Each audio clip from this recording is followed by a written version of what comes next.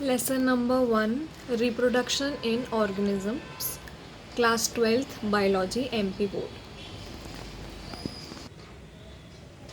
Each and every organism can live only for a certain period of time.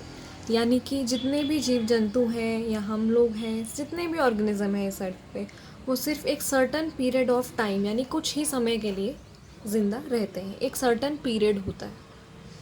The period from birth to the natural death of an organism represents its lifespan. तो उस period जब हम पैदा होते हैं से लेकर जब हम मरते हैं नेचुरली, उस पीरियड को हम बोलते हैं लाइफ स्पैन. किसी भी ज़िंदगी का लाइफ स्पैन, किसी भी इंसान की या जानवर की लाइफ स्पैन होता है वो जब वो पैदा होता है से लेकर के जब वो मर जाता है. Life span of a few organisms are given in figure 1.1. पीछे एक फिगर दिखेगा आपको जिसमें आपको लाइफ स्पैन दिख जाएंगे. Several other organisms are drawn for which you should find out their lifespans and write in the spaces provided. यानी वहाँ और भी कुछ जानवर हैं जिनके लाइफ स्पैन आपको लिखने हैं, वहाँ जगह प्रोवाइड करी गई है. Examine the lifespan of organism represented in the figure 1.1. यानी आपको उस फिगर 1.1 के लाइफ स्पैन्स को एग्जामिन करना है कि क्या क्या किसका लाइफ स्पैन है. Isn't it both interesting and intriguing to note that it may be as short as a few days or as long as a few thousand years? यानी कि ये काफ़ी इंटरेस्टिंग है जानना कि कुछ एनिमल्स या कुछ ऑर्गेनिज्म का लाइफ स्पैन सिर्फ कुछ ही दिन का रहता है, यानी वो कुछ ही दिन जिंदा रहते हैं, और कुछ का बहुत 1000 ईयर्स तक भी चलता रहता है. Between these two extremes are the lifespan of most other living organism. इन दोनों एक्सट्रीम्स के कहीं बीच में ज़्यादातर लिविंग ऑर्गेनिजम्स का लाइफ स्पैन होता है, कुछ महीने या कुछ साल का. You may note that life spans of organisms are not necessarily correlated with their sizes. यानी कि जो ऑर्गेनिजम्स का लाइफ स्पैन होता है वो उनके साइजेस से रिलेटेड नहीं होता है. यानी इससे फ़र्क नहीं पड़ता है कि वो कितने बड़े हैं या कितने छोटे हैं, उनका इस लाइफ स्पैन से लेना देना नहीं होता है. The sizes of crows and parrots are not very much different, yet their lifespan show a wide difference. यानी क्रो और पैरोट, कौवे और जो तोते को हम देखते हैं तो उनका जो लाइफ स्पैन है उसमें बहुत डिफरेंस, जबकि उनका जो साइज़ है वो एकदम सेम है, दोनों बर्ड्स हैं. और similarly a mango tree has much shorter life span as compare to a peepal tree. यानी मैंगो ट्री और पीपल ट्री को देखें तो है तो दोनों ट्री, दोनों लिविंग ऑर्गेनिज्म, साइज भी सिमिलर, लेकिन मैंगो ट्री का जो लाइफ स्पैन होता है वो काफ़ी कम होता है पीपल की ट्री से.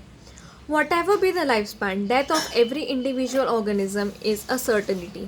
यानी कुछ भी लाइफ स्पैन हो, डेथ हर किसी की सर्टनिटी है. यानी डेथ जो है वो होना ही है, किसी ना किसी दिन मौत होनी. No individual is immortal except single celled organism. यानी कोई भी इंडिविजुअल, कोई भी ऑर्गेनिज्म अमर नहीं होता है except single celled organism. Why do we say there is no natural death in single celled organism. यानी कि ऐसा क्यों कहा जाता है कि सिंगल सेल ऑर्गेनिज्म की डेथ नहीं होती है. ऐसा इसलिए कहा जाता है क्योंकि एग्जाम्पल के लिए अगर हम अमीबा देखें, मान लीजिए ये एक अमीबा है तो ये डिवाइड होकर 2 अमीबा बना देता है.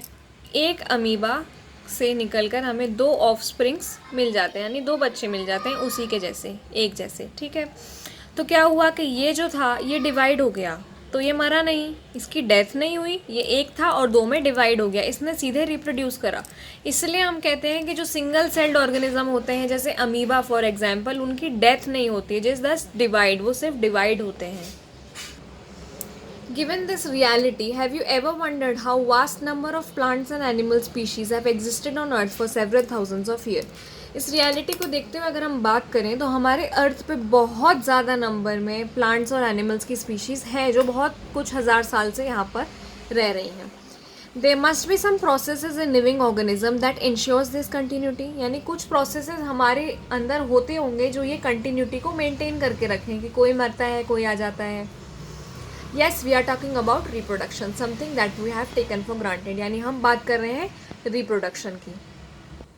तो ये जो पूरा चैप्टर बेस्ड रहेगा इसके नाम के अकॉर्डिंग, रिप्रोडक्शन इन ऑर्गेनिजम्स. यानी हम पढ़ेंगे कि जितने भी ऑर्गेनिजम्स होते हैं वो किस तरीके से रिप्रोड्यूस करके अपने जैसी सेम स्पीशीज़ बनाते हैं, और इससे क्या होता है, जो कॉन्टीन्यूटी रहती है वो मेंटेन्ड रहती है, जो प्रोसेस है वो चलता रहता है. और हमारे अर्थ पे जो चीज़ें हैं, जो वास्ट नंबर ऑफ प्लांट और एनिमल की स्पीशीज़ हैं, वो कभी ख़त्म नहीं होती हैं।